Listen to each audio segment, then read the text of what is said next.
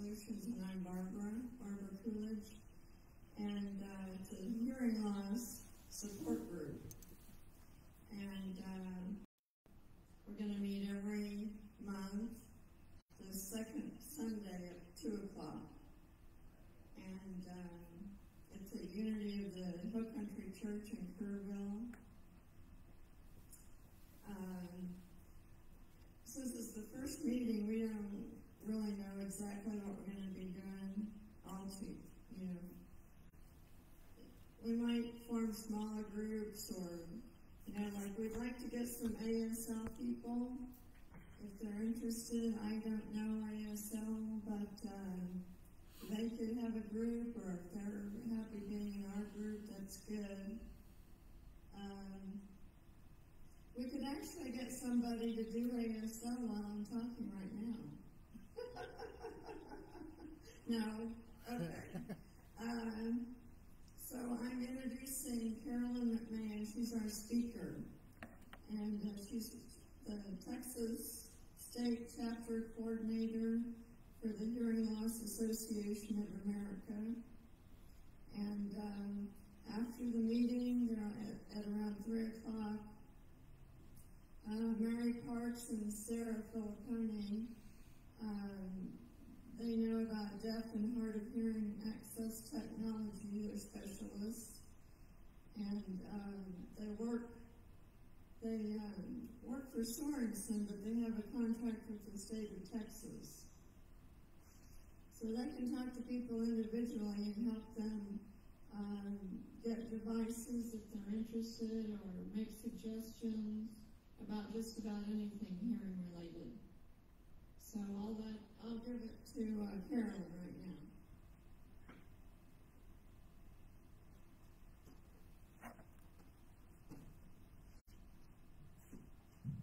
I talk very loudly. So you might either want to put your hearing, you might want to take your hearing aids out. I'm just kidding.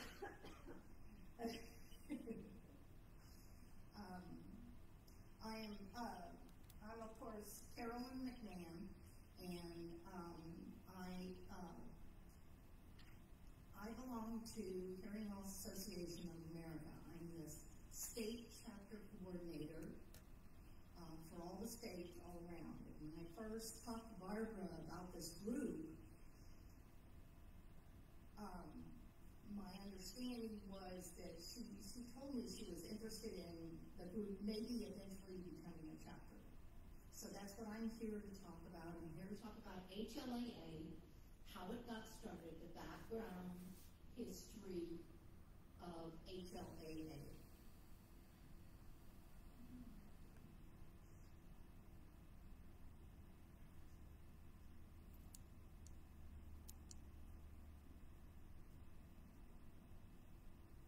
Okay. Have new technology.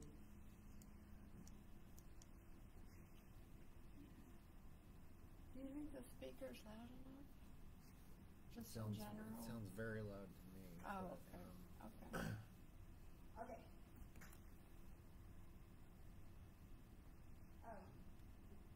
This is a disclaimer which HLAA has. It gives totally unbiased information, just as our resource specialists do. It's not our resource, but our state resource specialists from Deaf and Hard of Hearing Services. And we don't have an affiliation with any particular hearing aid dealer or anything like that. And this is the www.hearingloss.org is the national website. So it is full of information for people with hearing loss. All right, now I have a question for you. How many people do you think in the United States have hearing loss? Anybody want to guess?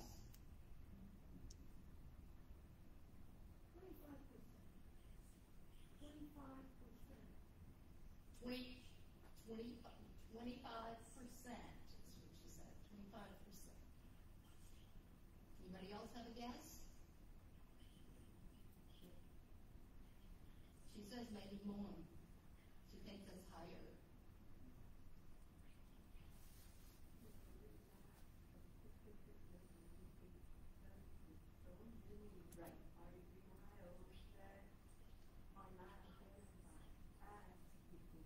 Right. Right. She's right. You can't have an exact correct number, but the average is, the best guess we can get is 48 million people. Well, that's lower than 25%. It is a lot more than 25%.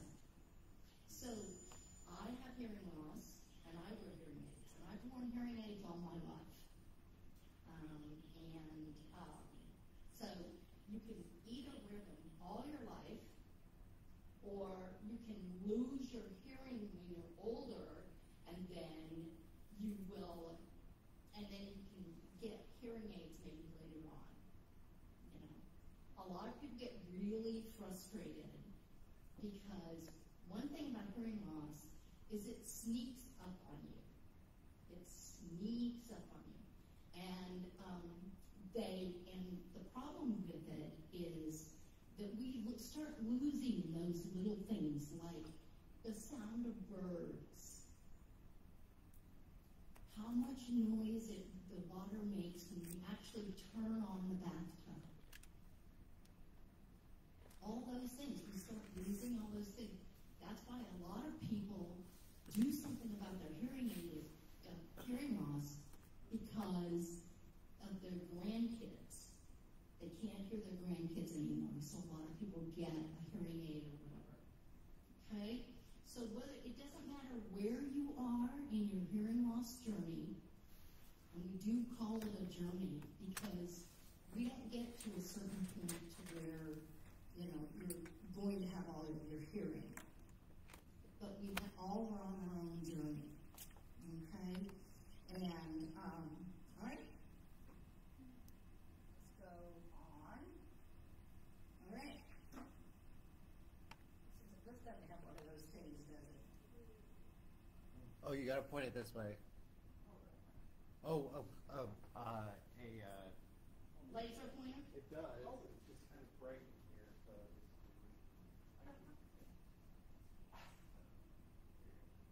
Oh, you have that open. Do I read it? Yeah, but I don't know what the figures are. Oh, I hold it down. Oh, thank you. Yeah. Here you go. Hi.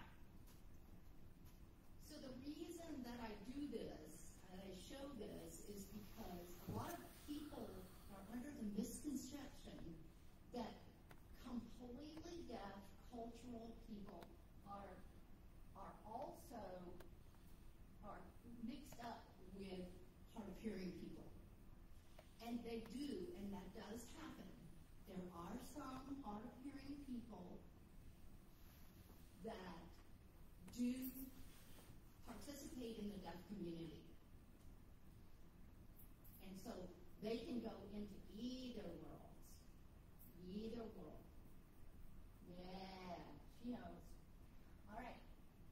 So this plus this plus this is 48 million. That's how we come up with that. And like Sarah said, those are just the ones we know. There's a lot of people that have mild hearing loss. They have no clue that they need to wear a hearing aid. They say, oh, I did good enough. Or they say, everybody mumbles. Guess what? Everybody doesn't mumble. All right. I didn't realize we were going to have the experts here, so these are some of the attributes, some of the differences between hard of hearing people that don't sign and people who consider themselves a part of the deaf community. Okay? Is that right? You approve? All right. So they have the deaf community becomes part of their family. And so it becomes critical to because they have a common language. They use their hands to speak. Okay? And many deaf people can talk if they want. They just choose not to. Some of them do. They have a common language, which is American Sign Language. And I think there's a misconception about American Sign Language. It's a language. It has its own grammar, its own syntax. Everything is different. And a lot of people think, well, it's like a lower form of English, or it's a mixed up form of English, or something like that. But it's a language all unto itself. And believe me, you have to practice it every single day in order to get really good and good enough to have a wonderful, deep conversation with someone. Okay? You can have surface conversations like, hello, my name is whatever. But to have a deep conversation with someone, it's very difficult and you have to practice it every day. There's some people, like my husband. My husband took 2 years of French in high school, and he doesn't remember anything except open the door. He knows how to say, open the door. There's a pen on the table.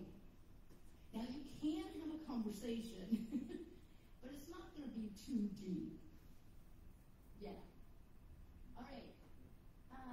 They maintain their culture and they pass it on. Okay? And they need communication access. Okay? And it's going to be specific. Typically, it's going to be interpreters. But not always. Some deaf people prefer CART. CART. Communication Access Real-Time Translation. You know the captions that are on your TV? Did you know that there's a person who can come and make those captions? And she can, just like this, she can put them on the wall and she can caption live events. So that's really good. That's really good. Some prefer that. Yeah. All right. So hard of hearing, that's what most of us are. Our family unit is our culture. If you don't have someone in your family that you can sign with, then you're probably better off just depending on technology. And I've got to tell you that technology has come a long way, and it's also going a long way. It's just around the corner.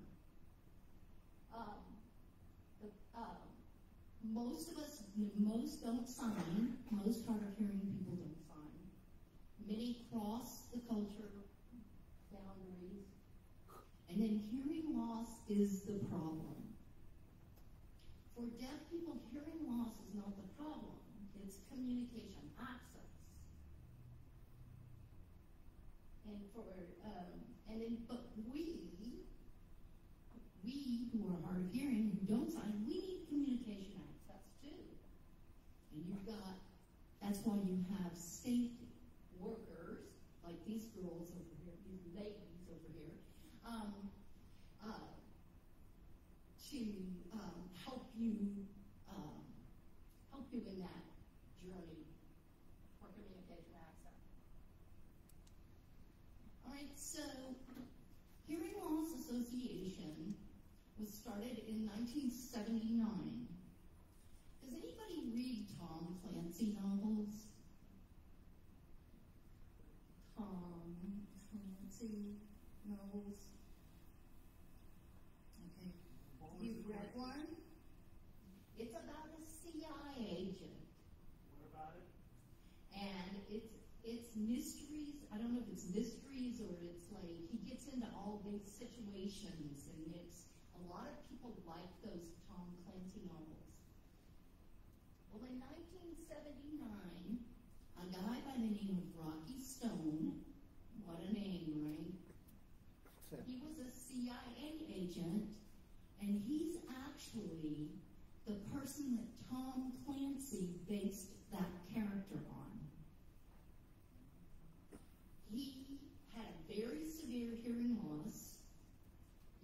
Back in the 60s and 70s, they had hearing aids. If you think hearing aids are big now, back in the 70s, hearing aids were a big box, and then you had that go around. Some of you are shaking your head, yes, so I think you have that. I know. Big box like this, and he used to wear that.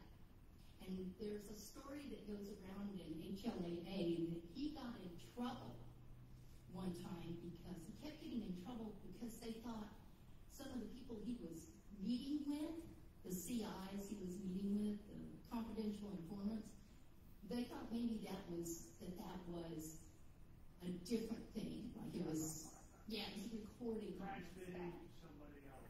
Yeah. All right.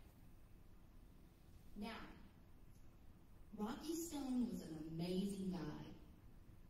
He thought of himself as deaf. He's not deaf, but he is kind of deaf. He was kind of deaf. He wasn't hearing, but he was kind of hearing.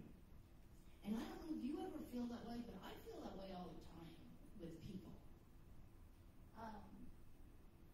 There were no groups, and in 1979, there were no groups specifically for hard of hearing people. Okay? That didn't sign. Those that didn't sign. Now, NAD was there. It was already set up. And they were doing a lot of things during that time. They were doing a lot of advocacy projects.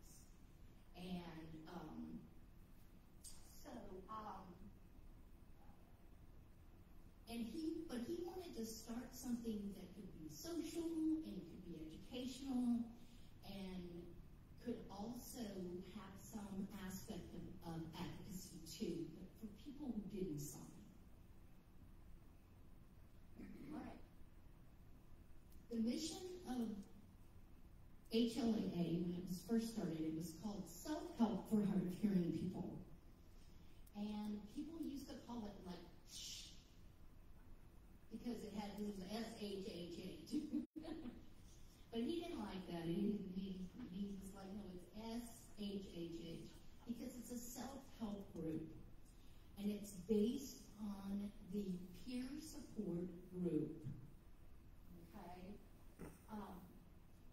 He wanted to make hearing loss an issue of national concern because he knew what the stigma is like. We still have a stigma of hearing loss. How many of you go around and the first thing you say to someone is, I have hearing loss? I don't think anybody really wants to lead with that one.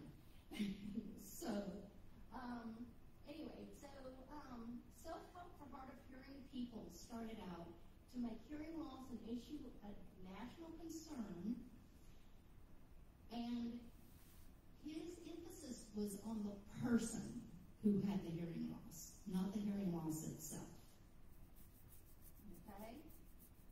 And it was founded on that self-help principle of peer support groups.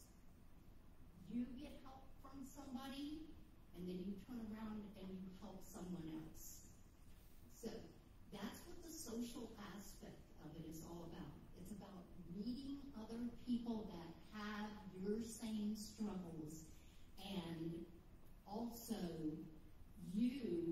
they can help you with your problems, and you can help them with their problems.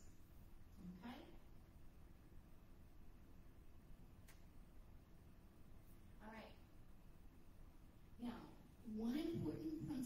of HLAA, okay, back in 1990, they changed the name from SHHH because everybody kept saying, shh, you're with that shh group. Are you a shh member? And it was, like everybody was going crazy. So one of the boards decided to change the name to Hearing Loss Association of America, which was probably a good thing anyway. All right. These groups don't belong to one organization or one person. They belong to the members. And that's still true today, just as true as it was in 79. HLAA did modify their mission, and it's to open the world to people with hearing loss through advocacy, support, education, and information. And right here, the first link, and I will give you this link if you are interested in looking at it. There's an interview with Barbara Kelly where she tells the whole history, and she has so many stories of Rocky Stone. And then also here is I put the national organization's website. So all you have to do if you're a YouTube user, then all you have to do is go and write this in your YouTube search box, and you'll be able to come up with this. And then, of course, that's the national. Sorry. What do you write in YouTube search? I'm sorry, I can't hear you.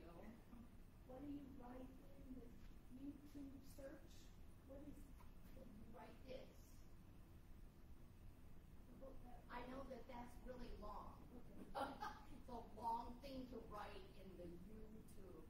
But if you want me to send you the link, I will. Now, which brings me to this. If you want, I know you've already signed a sign-in sheet, but if you want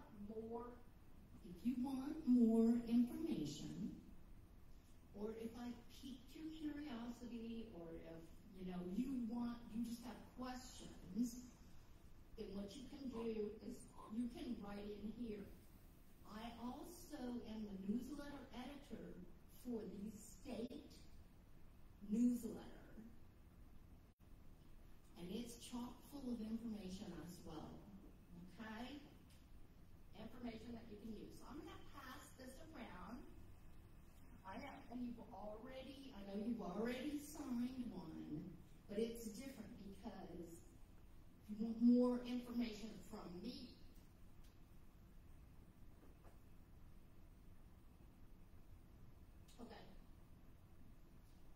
okay, and she says, and Mary says that she will go ahead and if you're interested in getting more information, she'll check next to your name, okay?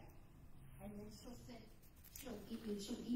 she will email me the list, if that's okay with you guys. I don't want to get a whole lot of information, but how often do these newsletters come out? Because I kind of like to maybe get that on a regular basis. Okay. Newsletter. Okay. He was asking about the newsletter, and the newsletter comes out 4 times a year. As a matter of fact, I'm working on January right now. So you're not going to get a whole lot. I don't send out a whole lot of stuff. So, just so you know. Yes, Barbara? Tell them about becoming a member. You have to pay money to be a member, right? And then you get like 4 books or something. Becoming a member of National? Yes. Okay. Hold on.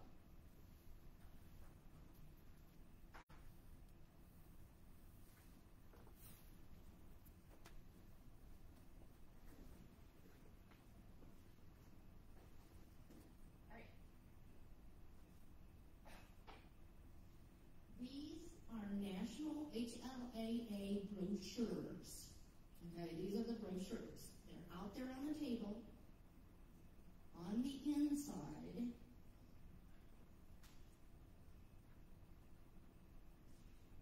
there's a thing where you can sign up. If you're one of those people who likes to sign up, manually, you can sign up and you can send this in. to HLAA, well, it's not on the back, but you have an address right here, you can mail in your membership. An individual membership costs about, I think, $45. I think it's only $45. Yeah, if you want, you can go to hearingloss.org if you're one of those people who really likes computers, and you can sign up online. It's still $45. Do we have any veterans in the audience? Okay. So if you're a veteran, you get a free 1-year membership to HLAA. Yes.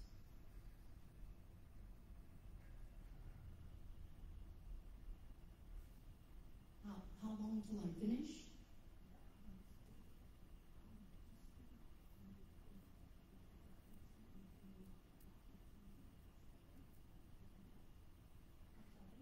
She wants us to be.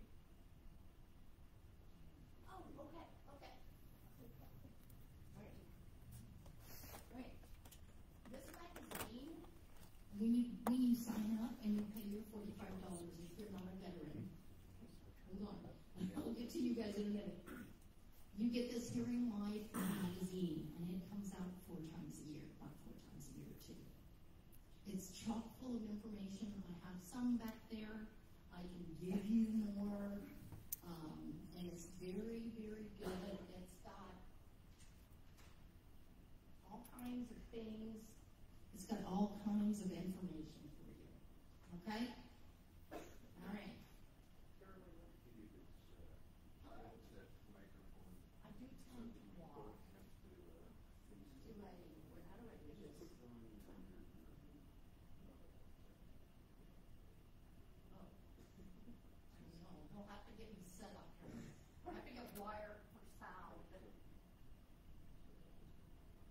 Oh, that's why it's so small. It's like, how do I get that around my head? Oops, sorry, so sorry. Okay.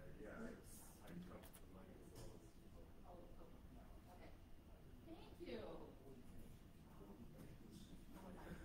Thank you. There.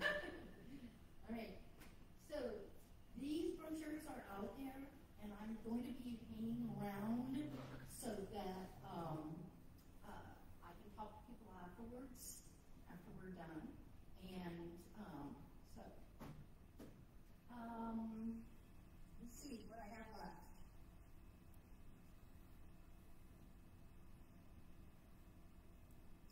Okay. Has anybody heard of the over-the-counter hearing aids? Okay. Counter ones? Over-the-counter hearing aids, yes. If you've ever, they're called OTC. They're over-the-counter hearing aids. Now, over-the-counter hearing aids are for people with a mild to a moderate loss. It's only for a very small slice of us. But the majority of people do have a mild to moderate hearing loss when they first get hearing aids. They usually buy a hearing aid, they don't like it, they stick it in the drawer, right? Because hearing aids have been extremely expensive. One of the reasons why, one of the main reasons why, is because all of the audiological services that you get along with that, all the perks of working with an audiologist, like you get 3 free visits, follow-up visits, or you get, you get this or you get that. So that's called bundling. Okay, and so what's happened is because of the law was changed for over-the-counter hearing aids, and now you can buy over-the-counter hearing aids. Because the law has changed now, and you can get them, audiologists are starting to unbundle their services. They're starting to unbundle their services. And all that means is they're going to charge you for the hearing aid plus the fitting, and that will be a charge. And then each time you go back to visit, they'll charge you so much.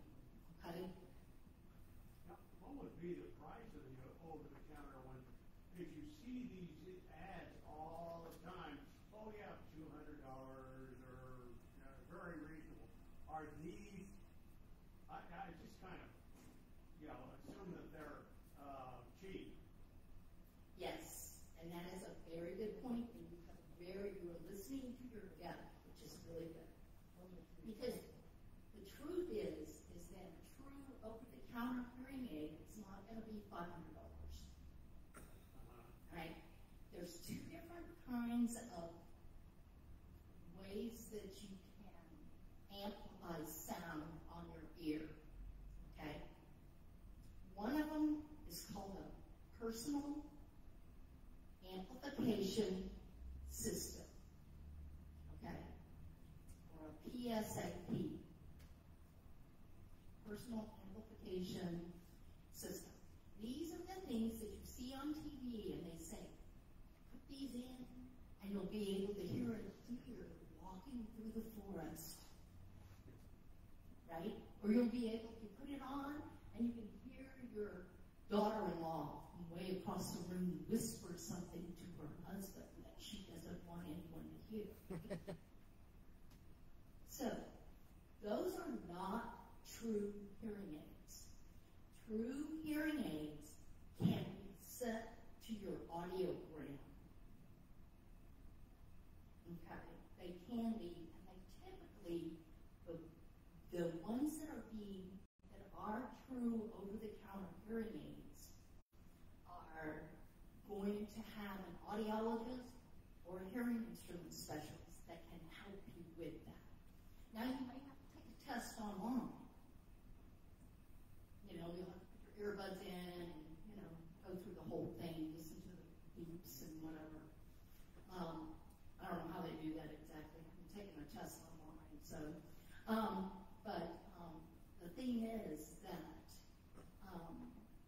you will have a professional hearing instrument specialist to be able to set your hearing aids to your hearing. Now, they're not going to have all the other perks, all the other things that go along with it.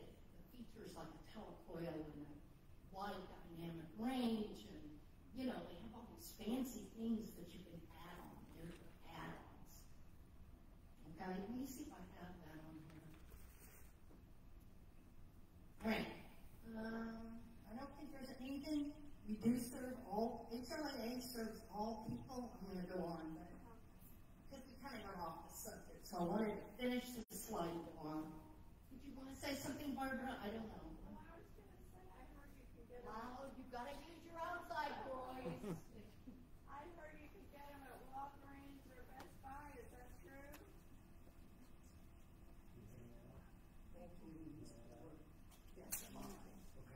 Okay, I would be very, very, very careful about that. Okay?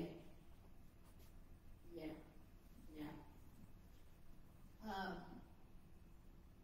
Right now, the law is still really new.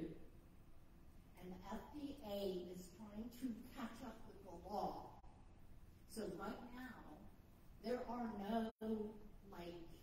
there's not a definition of an over-the-counter hearing aid. There's not, unfortunately.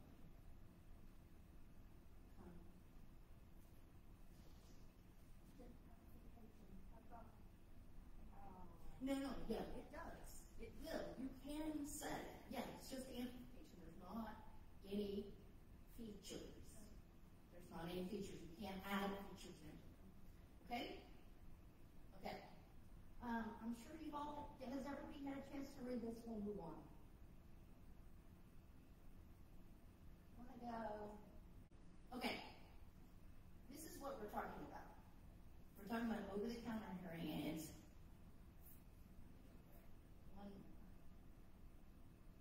Okay. Now,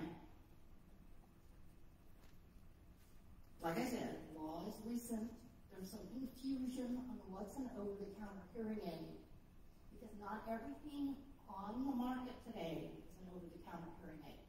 So in the next, I would say the near future, we're going to, I have a feeling the FDA is going to make some very strict rules about it. I hope so. I don't know.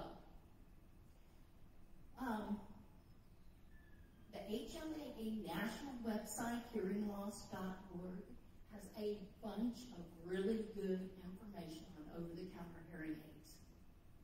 Barbara, do you remember that one hearing aid, over-the-counter hearing aid, that has a telecoil in it and includes a telecoil? Is that a Lexi? Yeah. Am I saying that right? Okay. So Barbara and I belong to a group. It's a advocacy group, or it's technology group, or something like that, or Loop America. They have different groups that you can get involved in if you're really a big computer person. All right.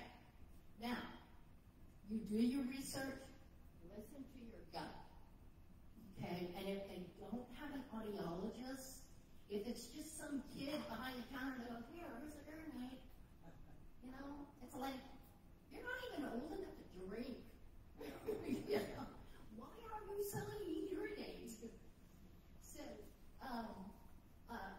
you need to do your research on that. Right now, it's really up to the individual person to do their research.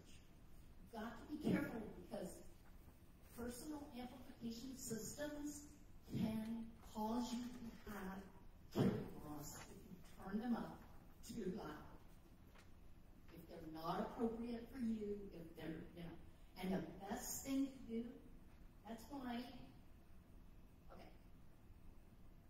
And then we talked about bundling versus, let me go back one more time. This is why I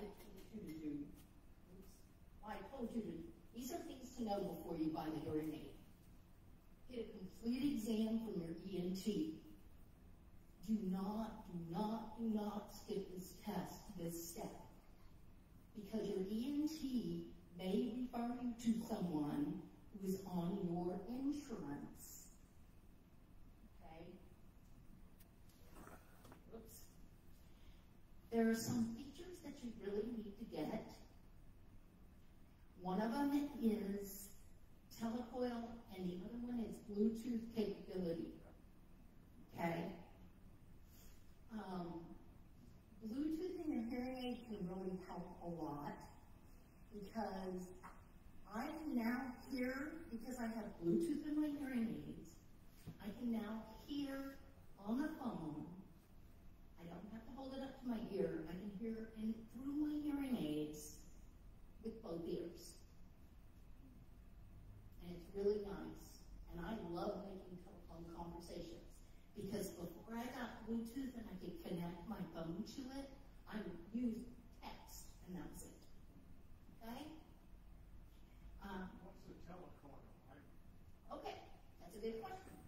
The telecoil is actually a little loop of wire that they put inside. It's a tiny loop of wire that is, that goes in your hearing aid, and it's in most hearing aids. Now, if you have a hearing aid that's very tiny, that fits in your ear, you know, the ones that nobody can see, those probably don't have a telecoil.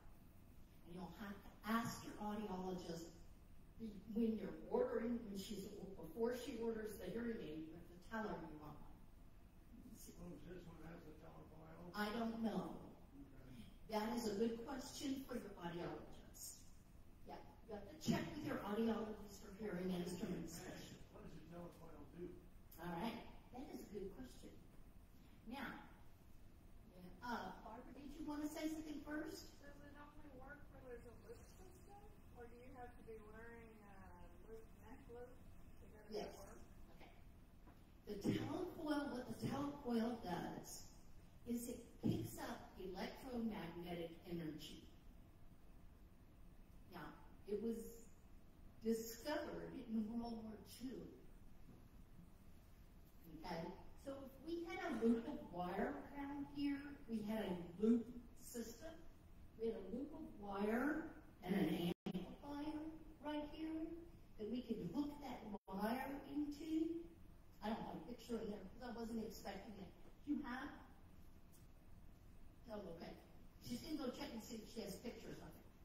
She's the technology specialist, by the way, for you guys. So if you want more information about it, you can.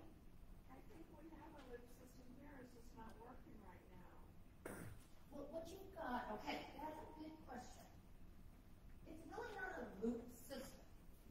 So this is the attachment we've got here, you just installed. So the loop actually is here, your hearing aids can pick it up, and then we've got a receiver here. I know Yeah. the person with our music team finds the T-coil is working just fine. So. But Oh, like it you is said, on T-coil. Okay. if you've got an older Yeah, telephone, it's a It wasn't gonna work That's here exactly first it. because You've of got all an the other older sound telephone, stuff like a going on. landline.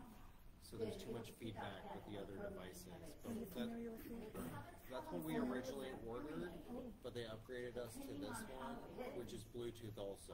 When I And it has individual T-coils So on when I it. think of loop systems,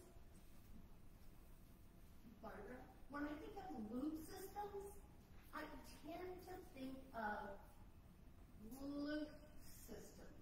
Like we're going to loop this whole room.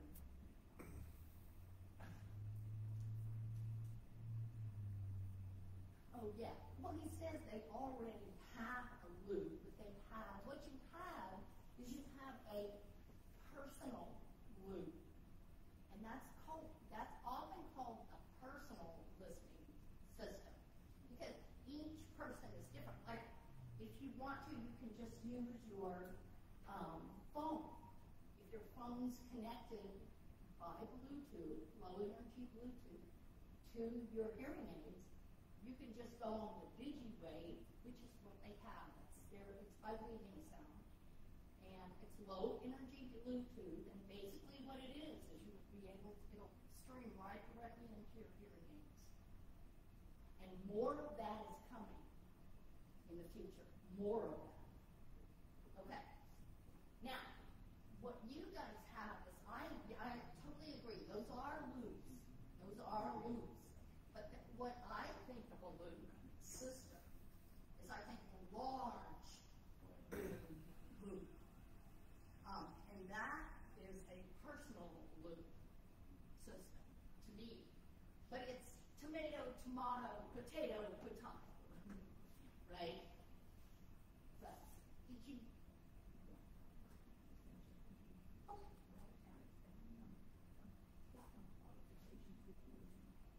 With what?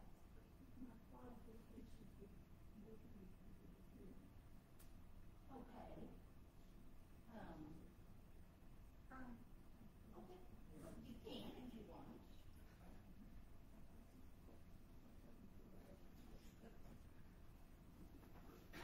There you go. Oh.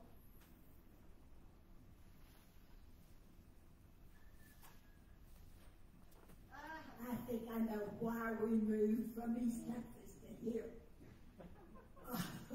Because of hearing loss. All right, I give my both sides and then tell you how I can be of help. How many of you know what Gallaudet University is? What university? Gallaudet University. All right. I have a BA in psychology from Gallaudet. But when I went there, I knew I had become hard of hearing somewhat, but I did not understand anybody there. I didn't even know how to tell them what my name was when I registered. So the fact that I ended up with an AA cum laude is just really something. All right, then I moved back to Texas and I ended up at UT at Arlington and got a master's in social work. So I've tried to work with people where someone's having hearing loss or that kind of thing. And I have found them. But how many of you here know what Diederik Center is? Diederik Center? Diederik Center. Yeah. Okay.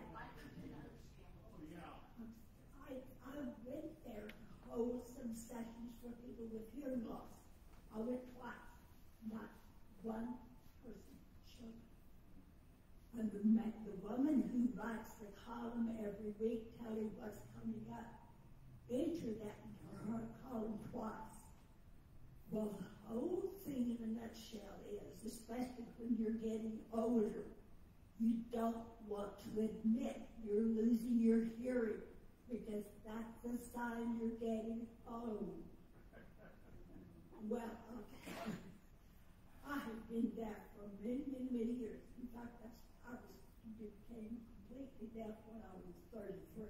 I'm now 83, so I'll let you do the math. Anyway, there are things that I would like to do here if people will counsel. Maybe it's also to help find a way to help your spouse realize, hey, you're losing your hearing. Let's both work it and do things together. Thank you so much for sharing that. And that brings me to a point that we really need to have more psychologists that understand hearing loss so that we can go to them with our problems and they won't just say, well, you know, your husband needs to pay attention more or something like that. You know, it's like he just needs to stop talking to you from your back. So thank you for sharing that. I'm sorry, what is your name? Gayle. I'm sorry. Gayle, G-A-Y-L-E. Gail? Rafe. Gail Rafe. So do you have cards? No. Well, if you're going to say you're a psychologist, you really need to have cards. Okay, I'll get some days. Ma'am, are you interested in the Dieter's, their education catalog that comes out every? I don't know when they'll have one of those, but after the reception, I did not have their rather thinking it's not. All right. Put through those things just about every time they come out, every quarter. But she had to the paper and said, no one is all these folks. I don't want to interrupt, but we have limited time here. And I do want to give these other ladies time to talk because they have completely different, they do something, it's not completely different, but we work together a lot on that. I refer a lot to that. All right, I want to just hurry up and, all right, so, know that your hearing instrument specialist is going to set your hearing aid at a very low volume to begin with. And that's so you won't go, oh, I hate this because it's too loud, you know. So they're going to set it at a very low volume and then you'll need to go back to that. I forgot to say also, I have cochlear implants. Oh, okay. And I got them when they first Okay. Okay. And she was just saying she has cochlear implants. Okay. And it takes about 3 to 6 months for your brain to get used to it. Because you forget that when you turn on the tub, it sounds like Niagara Falls. And it really does. If I have my hearing aids on, it sounds like Niagara Falls. So, all right. Read your contract because there could be a restocking fee of as much as 80% in Texas.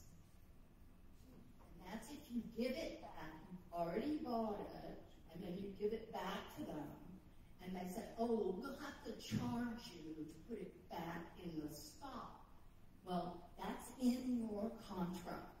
So you need to read your contract.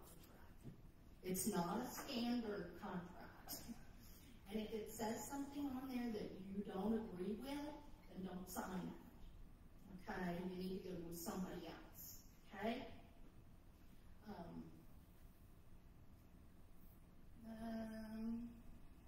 Okay, now, this reminded me when you had your newsletter out, we sent a whole list of resources for Marion. I don't know if you have the same list.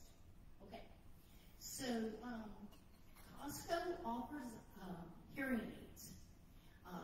primarily going to be for mild to moderate hearing loss. Okay?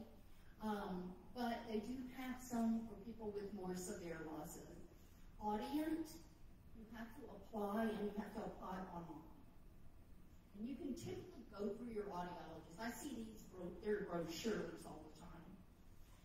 And then care credit is something that people use a lot of time for their animals. And they use it, that's what somebody was telling me. They say, oh, I use that for my pet at the at the vet's office. So, anyway, so care credit. I can tell you about care credit. Okay. Now, that's what they do. So, I'm gonna, I just wanted to, go back and make sure I covered everything. Okay, HOAA, like I said, it has this website. The state, we just came up with a website, and we have a brand new website up, so it's HLAA-texas.org. And then we have a Facebook page as well. And then Fort Worth has an awesome website and Facebook page. Okay, those are the only ones that I know of that have one. Okay. All right. I am going to. Are there any questions? Any burning questions about hearing aids that you think that I need to answer? Nope. Okay. Great. Are we just going to hand it over? You mean to the woman from right there? What I was going to say is I contacted the deer. I contacted the Deer Center as well and never heard a response. The who? With a retirement group here where you can take classes for like $5. It's a community center.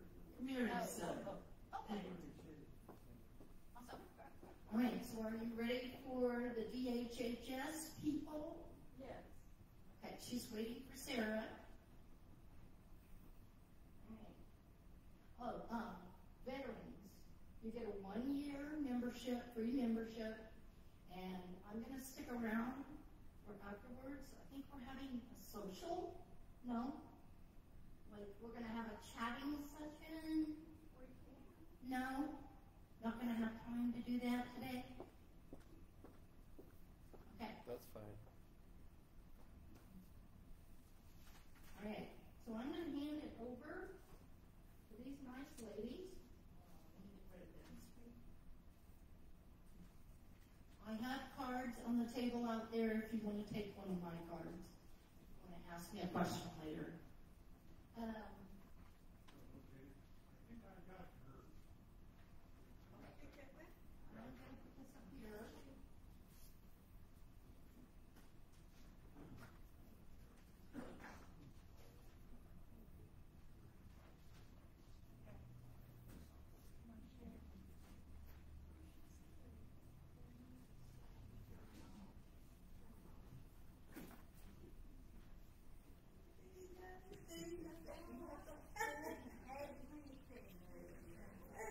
Is that better?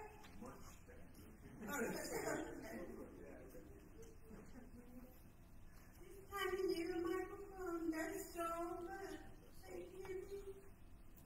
This time is having trouble hearing me because I have to do a hearing loss. Find out. Do you want to be recorded or not?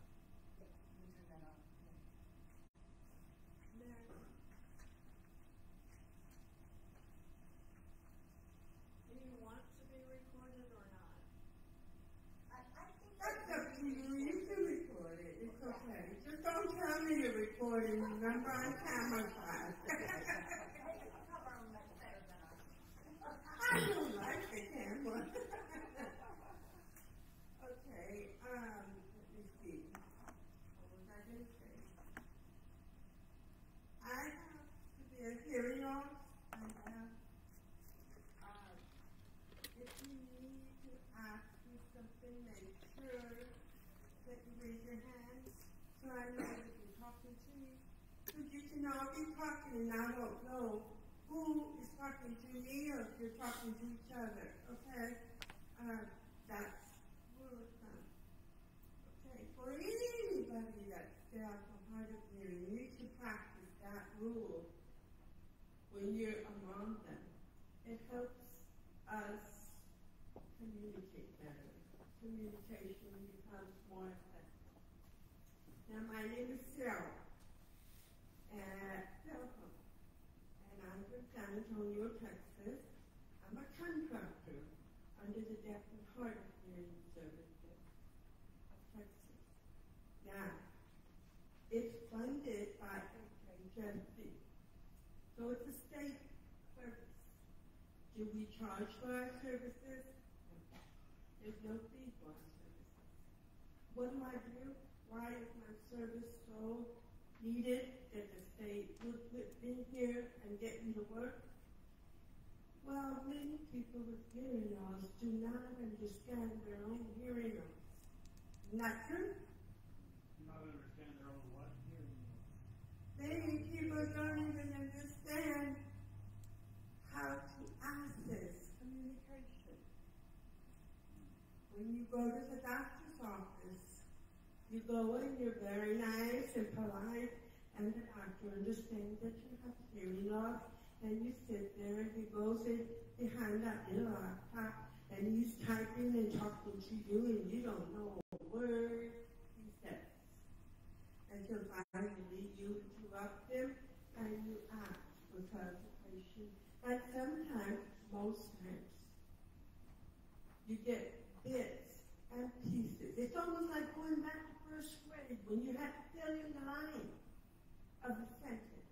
So you assume doctor said this word and you put it in.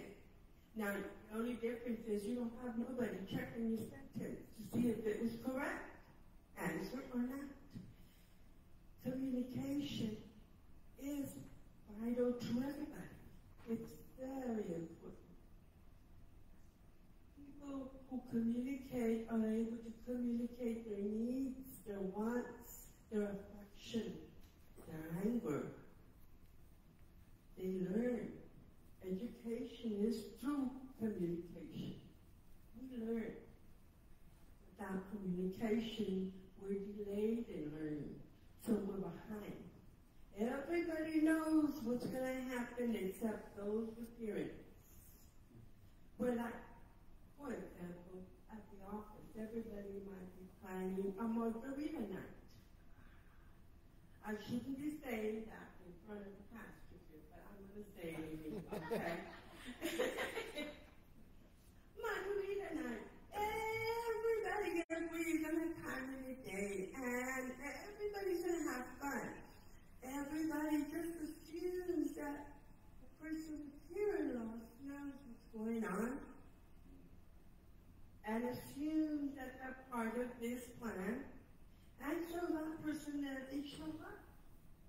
So then we get labeled not a good team player. We don't support the other employees. We isolate ourselves. Can we help that when we don't know what's going on around us? So, my job is to teach you how to make sure you have access. Not just you, anybody. Those who are in school, those in place of employment, those that go to the doctor. How can I be sure the doctor's going to respect my communication needs?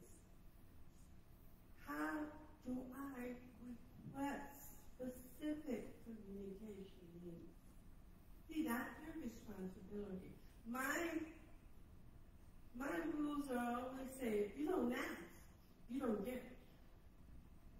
So you have to ask, right? If you're hungry, you ask for something to eat. If you need to go to the restroom, you ask for the restroom direction. Well, we ask.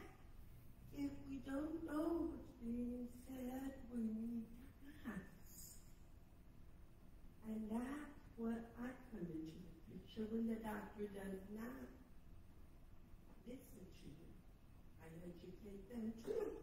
I educate hospitals, educators, I educate anybody that needs to know, even pastors of church, anybody that needs to learn how important it is for everyone to make some adjustments in their communication so that it is acceptable. Who's having trouble understanding what I'm saying? Nobody. You know why? Understanding you. You're having trouble understanding me? Well, at least at the first, now I'm starting to pick up on it. Okay. The reason is Candy. My voice, because I don't hear it, goes loud and drops slow. That, you know, everybody with hearing loss does that. I didn't know that. I learned that. Think about facing the person who you're trying to communicate with, you know, if you're hearing. I would tell people, please face me. I have to read your lips. And that's just getting facing it. And it's amazing after time, and as long as you've done this, you do learn to read lips, which helps with hearing what you're saying. Exactly. So if the doctor has his laptop up and you can't see his lip, it's a problem. He needs to type with his computer, but we can ask them. Take a break from your computer, look at me, and talk to me. It's not so hard. Doesn't cost me money. You can also educate your doctor's office, your employer, and anybody on technology. I don't do the technology. I take an advocate for your communication. Another thing I don't do is I don't fight. I reason and convince. That's my role. To convince others to come to understand the particular communication needs of an individual with hearing loss. And I can promise you, everybody's communication may be different. Some people can really grasp some sound and make some sense out of what's being said. Other people just don't get it. They really depend on their differences. Some people function better and feel more comfortable when it's important for them not only to read their lips, but to have it written out. Because then they can read it and be sure of what was said. Communication is very important. Did you know that of all disabilities, hearing loss is the worst? Why would that be?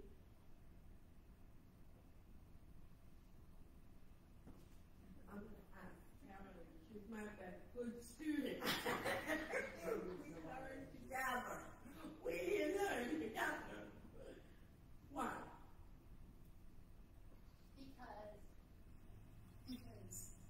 Because other people, because you get separated from other people.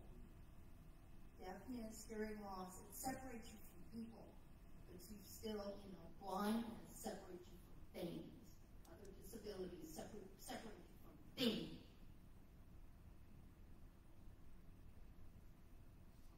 Yes. And you need to learn to help other people. You need, because when you first learn to do this, you're embarrassed that you have to admit that you can't hear. When you go to all your hearing aids and you go, hey, I'm better do something different. But people are not offended when you ask them to say Most people with hearing loss are too ashamed to have hearing loss because we're different. We're different. Yes, ma'am. I think as you age and your hearing decreases, your quickness of mind also decreases. And sometimes it takes longer to process Hold the information. microphone closer to your mouth. Microphone. I'm sorry. That's right. To process information and the two things together make you appear stupid or that your mind is not quick. It's a combination. Yeah, that's why it's so important, very important.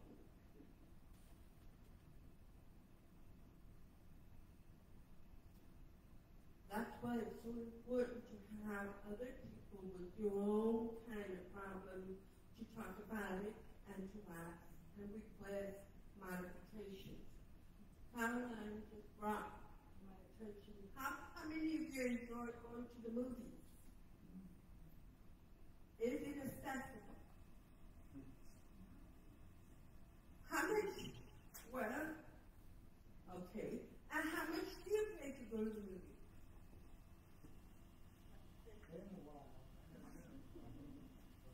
Let's just assume $8. Okay. I don't know, but I'm just kidding. Okay, $8. Your wife pays $8. You get full access of the entertainment. Your wife just sits there trying to figure out what's going on. Is that equal? Is that equal access? That's a violation of my rights. The theater that we moved here from Longview, the theater we went to had a hearing system. Had that system where she put glasses on, and it read. You can read the captions. Captions. Really great. They have FM system at the movies, or they should have. If they don't, give me a call, and I will call the theater and try to make arrangements to make that change. They also have like glasses that you put on. I love them. Yeah, you put them on and you see the captioning while you're looking at the screen. I like that. You know, yeah. Mary wants to say something. Hold on. Okay, she wants me to voice. I'm going to pretend to be an interpreter and I can hear, okay? The movies don't only have, okay, they offer not only glasses, but they also have a digital pack that you put, and it has a stand, and you put it there, and stand up, and you can be looking. Now, I put the glasses over that pack. You have to look up and look down, look, you know, it's a little distracting. We're slow to catch on to the emotions, you know, because we're looking up and down. But some people like it. Some theaters often open captioning, where you can go to the movies and it's on the screen. Wouldn't it be nice if they did that all the time? At least twice a month, we could see the new releases and see how that is. Yes. A long time ago, when I was growing up, I would watch a movie without captioning until high school. Then finally, it started improving. And not too long ago, they have this stand, and you're able to look at the captioning. The only thing, it kind of doesn't stand. It wobbles over, falls over, so I wasn't very happy with that. So I gave it to the movie theater and requested my money back. They said no. They refused to give me my money back. It's interesting that they said no, because legally you have a right to ask for your money back. If you're not satisfied, you have a right to request your money back, because it was not accessible to that individual. Like I mentioned before, not everyone has the same communication need, you know, so we're all different. And also, I mentioned with the glasses, some people prefer to stand.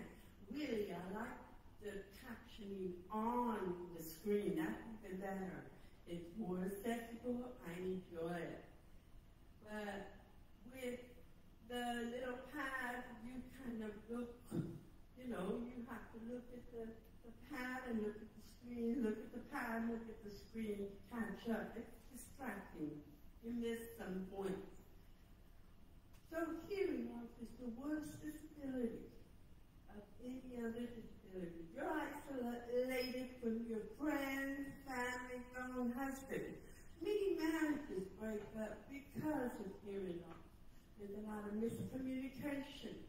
I raised 5 children, 5 kids. And you can imagine with my amount of hearing loss, what it was like to communicate. Now, it never fails. My kids would tell you, Mom was always yelling. And I was. I still am. I yell all the time because I don't hear myself. I want to make sure my children hear me when I speak. So the only way I can do that is by raising my voice. Some of their friends would ask me, gee, is your mom mad? She seems awfully mad. She's slamming the doors in the kitchen, the cabinet drawers. She's pounding the plates on the table. Is she angry? My children learn to say, nah, that's just my mom. She's always that loud. And I am. I'm still very loud. So even though it's the worst disability, I can assure you that if we come together to support each other, to help each other find solutions to our communication needs, to where we're comfortable. We don't need to demand and fight. We can convince individuals by education, educating them, reasoning with them. Then things will get better. You'll be more appreciated, they'll respect you, and they will speak to you to make sure that you understand what's being said. Any questions? Any questions? Because I'm going to turn the floor over to Mary. She's got stuff to share with you. Okay?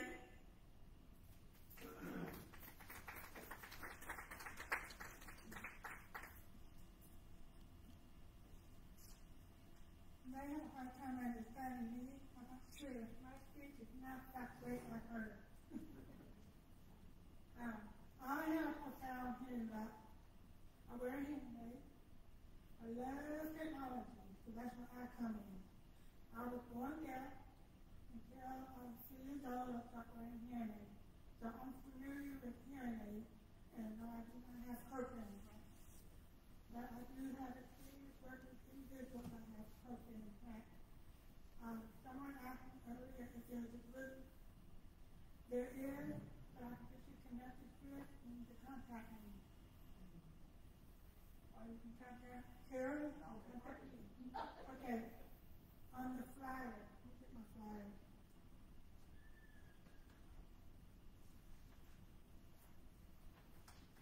The reason why I hand this out to you is, you see the picture?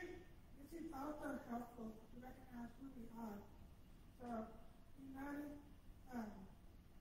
Sarah has long hair. I have my hair up today. So, in this picture, her hair is up in here, and my hair is long. So, sorry if there's confusion. It's confusing, sorry. There's a name down here, a phone number is here, an email is here, and what we each do. So she was talking about efficacy. She helps you with your communication needs. For me, technology. I do not have a PowerPoint today, I'm sorry. This is our first time visit with you. So the next time we come back, the more people, then maybe we will share the PowerPoint with more information. Thank you, Karen, for showing us today. And we are here for you. We are your resource specialists in this area. We cover 28 counties. We are other sites in California, but we do come out here if needed.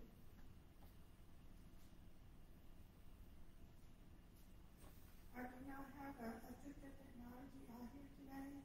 One of them is what she brought out on the table, or he brought out on the table.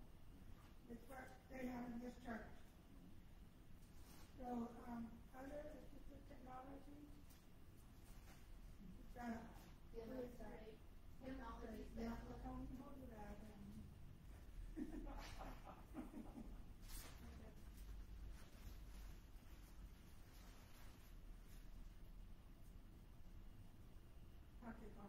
Okay. This is a personal amplifier. It's like a hearing aid, but it's more bulky. You have a microphone right here. So it's like you can't hear me. I have it up to your mouth so I can hear you better. It connects to my hearing aid. Or a headset. Some people do not have hearing aids. They can wear a headset, which is not to have. And it's just a volume. You turn it low, you turn it high, and some tone adjustment. Tone adjustment. But it's a high frequency. Like a kid's voices, or women that have a high kid's voices. For me, I like low tone. I can hear better, I can pick up the words better. That's what I do. I demonstrate.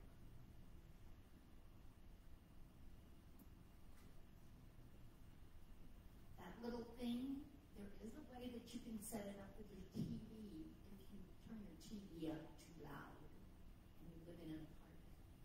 So, contact Mary, and she will show you how to set it up with the TV.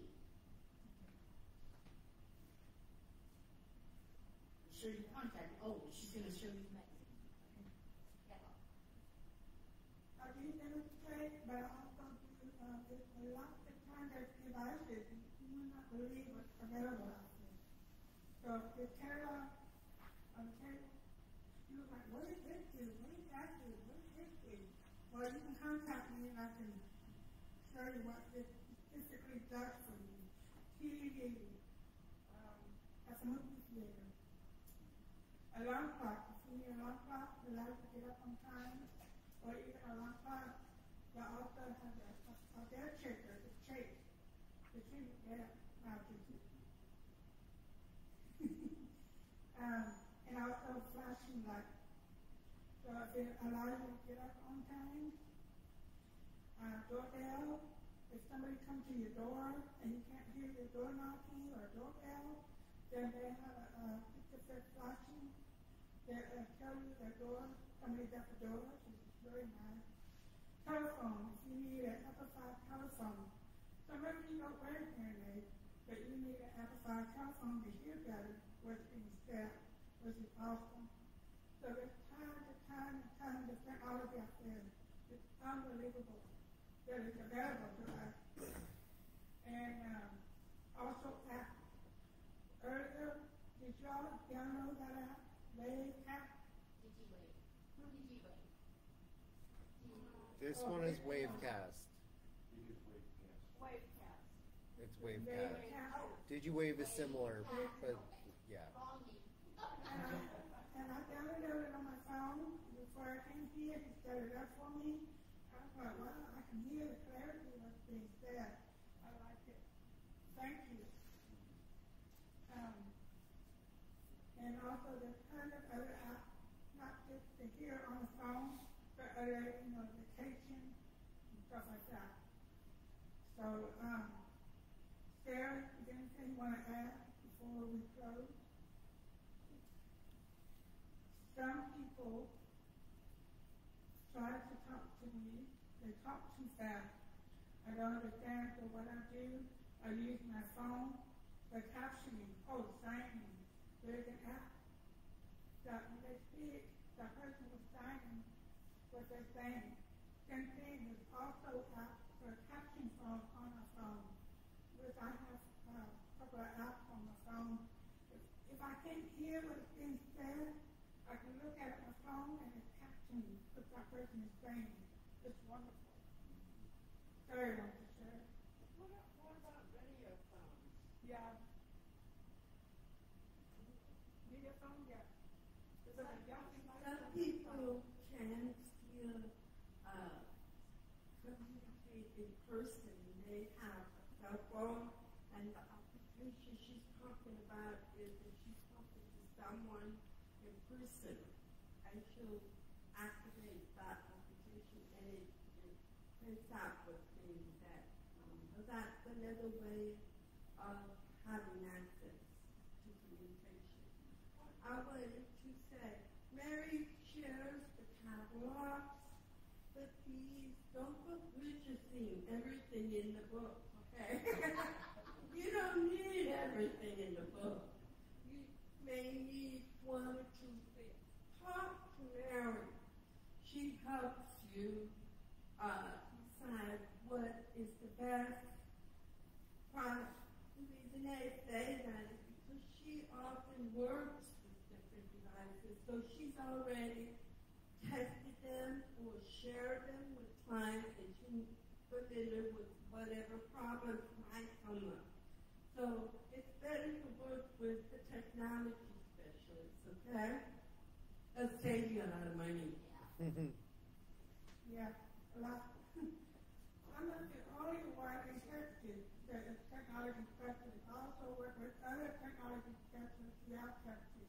So if I'm not sure of these specific devices that you're asking for, I can contact one of them and get a feedback. If this works, if it doesn't work, how effective it is, and then I can come back to you. I don't know it by the way. Mary mentioned doorbell. Does anybody here live in an apartment? Independent living community or something? No? Okay. Because if you live in an apartment, then it's the landlord's responsibility to accommodate you. And I type up a letter and you submit it to your landlord. And in that letter, I will include the laws that apply to the landlord and his or her responsibility to accommodate. Okay? Yeah, we have her support. Okay, I'm done at my end. So y'all have any questions before we go? One other thing almost, I'm columnist with the Daily Times. I'm a columnist with the Daily Times. And I did a column on hearing loss. That really generated a lot of interest. So you can be aware of people. Sometimes you think when you talk to somebody, you think, oh, they're not interested, they're just not paying attention. It could be because they don't want to admit they have hearing loss. And I also find that men are not as accepted as a woman when his wife has hearing loss. What's that again about the men what? They don't accept deafness like that. They don't accept the deaf. Like the women do. Most I men, didn't have any problem with that. Tomato to wear hearing aids. Tomato to wear hearing aids.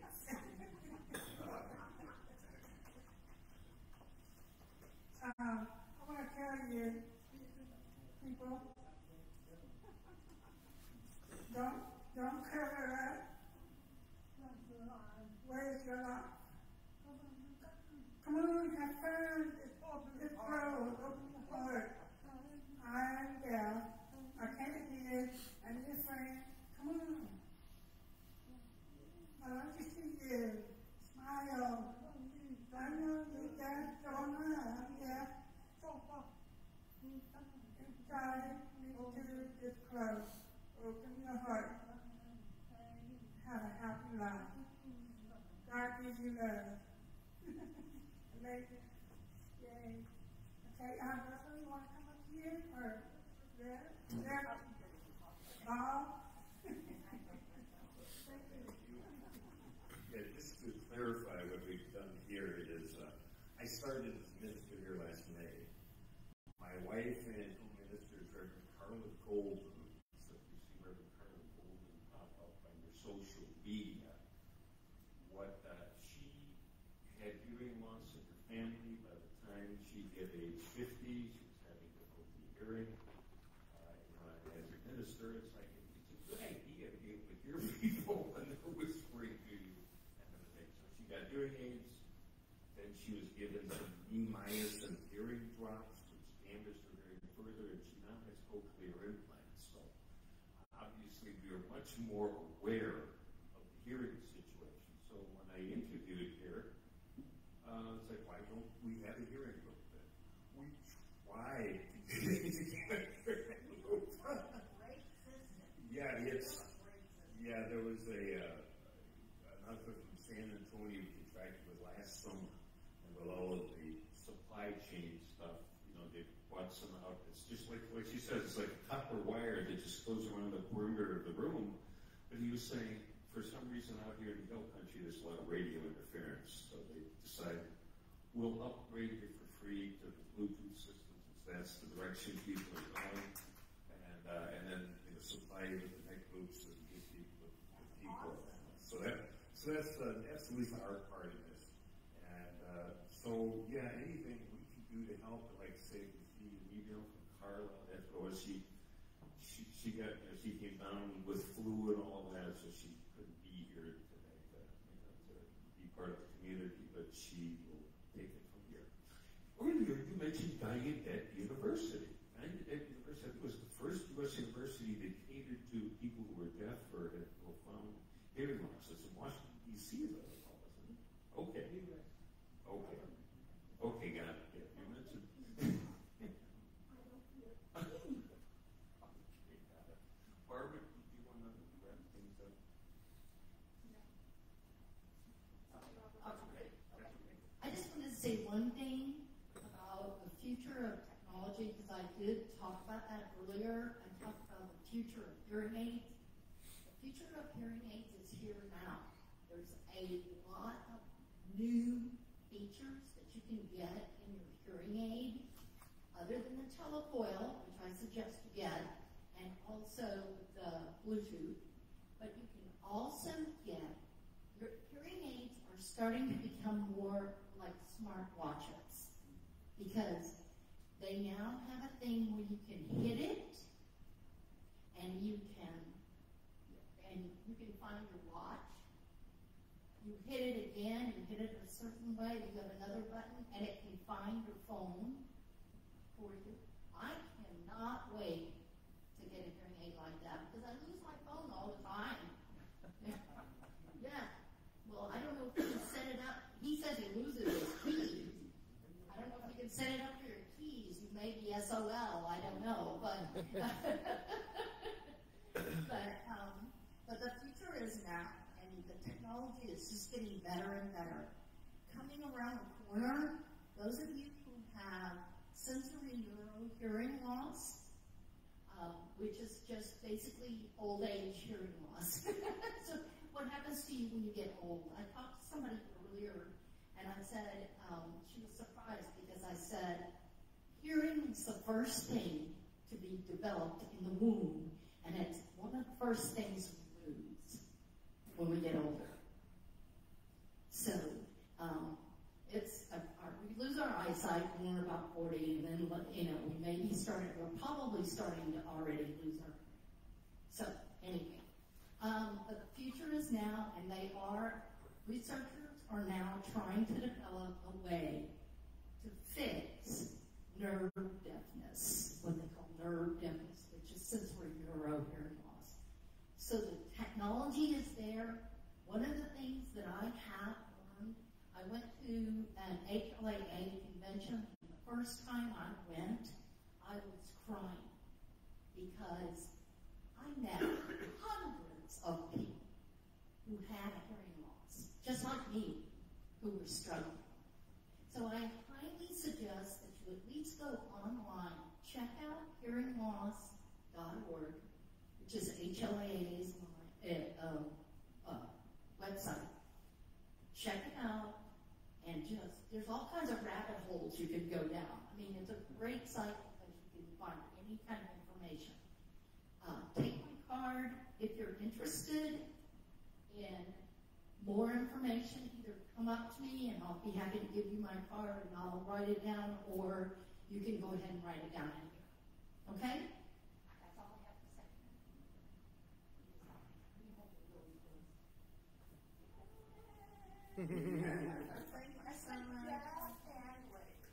Thank you so much to Sarah and Mary and Carolyn and Bob and the church.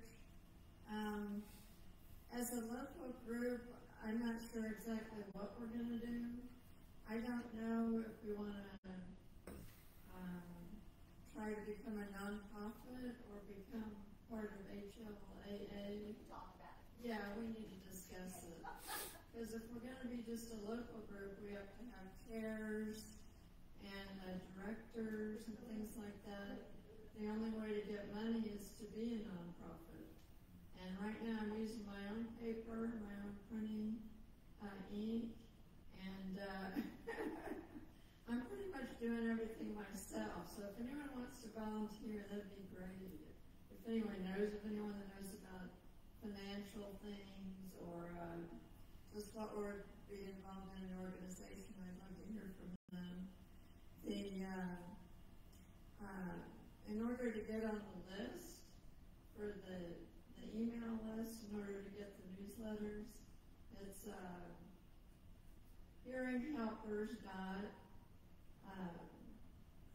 KHS@gmail.com, I believe. So I guess that's the end of the meeting, and I want to thank everyone for coming out. It's really fantastic. All right, thank you.